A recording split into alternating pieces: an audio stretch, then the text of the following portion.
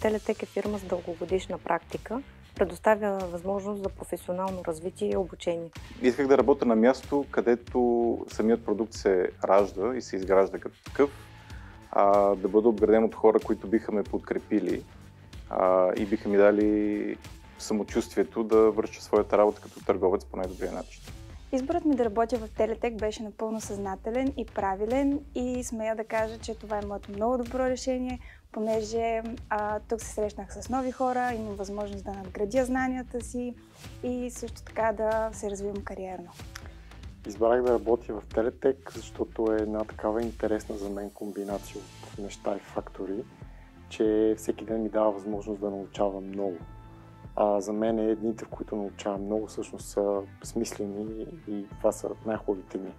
Телетек съм вече 16-та година и може би Телетек избра мен и така до днес. Харесвам мисията и целите на фирмата и мога да кажа, че съм изключително горда да бъда част от нея.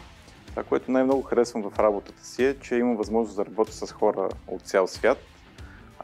Това са различни разбирания, различни изисквания, което са нови предизвикателства всеки ден и нотка удовлетворение в края на работния ден. Всеки ден научавам нови интересни неща. Това, че всеки ден е различен, че се срещам с различни хора, с различни култури, че мога да осъществявам идеите си и че мога да популяризирам българското по света, което за мен е много важно.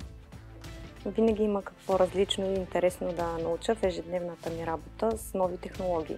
В работата си харесвам естествено самия процес на производство, харесвам приятната работна среда, установените взаимоотношения с прекрасния екип. Харесвам и динамиката, разнообразието, харесвам и новите неща, които научавам. Харесвам и екипа, с който работя, на който искам да благодаря. Бих описал фирмата с думата възможности.